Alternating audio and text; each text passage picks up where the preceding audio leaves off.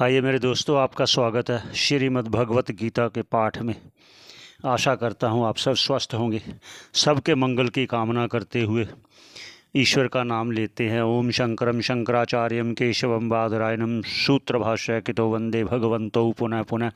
ईश्वरो गुरुरात्मेति मूर्ति वेद विभागने व्योमवत् व्याप्त देहाय दक्षिणामूर्तिये नमः। ओम शांति ही शांति ही शांति। आइए मेरे दोस्तों, आप सबका मंगल हो। शुरू करते हैं। जो पहले भगवान ने कहा कि प्रतीक्षा जो धारी होगा, अर्थात जो सुख दुख सहता हो, गर्मी सर्दी सहता हो, उसका लाभ फिर बताते हुए उन्होंने कहा कि जो इसको सहन करेगा वो अधिकारी होगा। किसका? मोक्ष का अधिकारी होगा।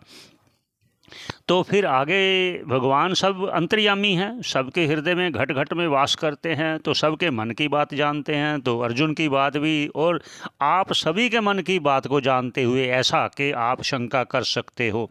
जो अभी अभी आपने कहा जो सत्य है, मैं हूँ इस प्रकार कहा, वो सत्य कैसा है?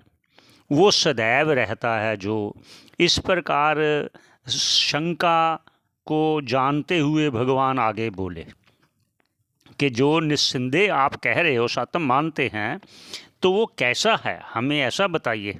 ऐसी शंका का निवारण करते हुए आगे का उच्चारण करते हैं। फिर भाष्यकार क्या कहते हैं उस पर चलते हैं। एक और बात, यहाँ जो शंका की बात होती है ना, देखिए कोई भी बात करेंगे ना, अगर शंका उठेगी तभी हम उसके आगे उसका निवारण कर पाएंगे। जब शंका नहीं उठेगी तो निवारण क्या होगा? निवारण नहीं होगा तो हम शंका रहित नहीं होंगे। तो आइए आगे चलते हैं, उच्चारण करते हैं। अविनाशी तु तद्विद्धि येन सर्वमिदं ततं विनाशम् अव्ययस्यास्य न कश्चित् कर्तुमर्हति। अब भाष्यकार कहते हैं जो हमने कहा ना, सत्य है भगवान के द्वारा जो सुना गया कि वो आत्मा सत्य है, नित्य है, शुद्ध बुद्ध है, वो कैसा है?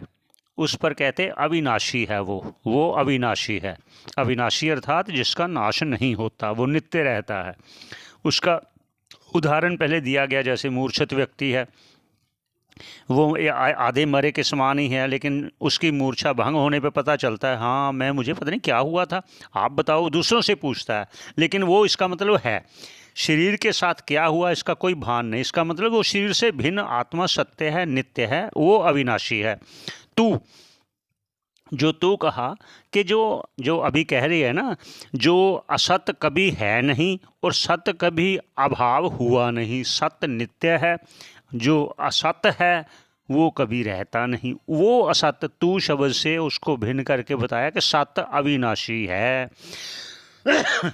तू से निश्चित रूप से ये विलक्षण सत्य है, वो अविनाशी है। तद विद्धि, उस विलक्षण सत्य को तुम जानो।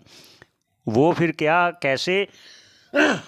येन जिस सत्य से, जिस आत्मा से, जिस ब्रह्म से, सर्वम इदम, ये सारा जगत, नाम रूप जगत, ततम व्याप्तम, जो व्याप्त हुआ है। कैसे व्याप्त है? जैसे आकाश हर तरह, हर जगह, हर तरफ आप देख सकते हो आकाश व्याप्त है। जैसे हर घट घट में, मठ मठ में व्याप्त है, ऐसे वो आत्मा हर देह में, हर जगह पर आकाश के तुल्य, आकाश के समान बताया गया, व्याप्त है। आगे फिर क्या कहते हैं? विनाशम कहा, अर्थात नाश। कैसा नाश? देह आदिवत, जैसे देह का नाश होता है ऐसा उसका नाश नहीं होता।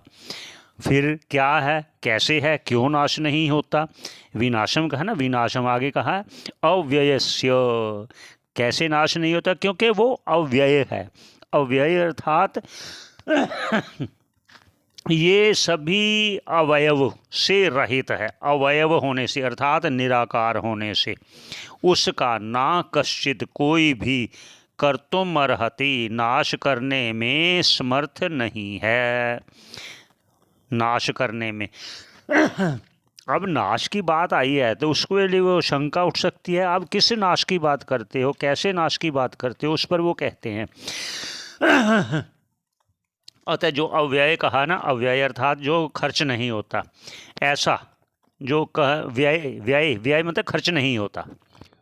यहाँ और भी कहते हैं कि जैसे नाश नहीं होता, वो समझाने के लिए उदाहरण दे देते हैं कि जैसे किसी धनी का धन नाश होने से वो निराश हो जाता है, तो निराश कौन होता है ये भी समझना, वो तो मन में निराशा छाई है, मन उससे भिन्न है।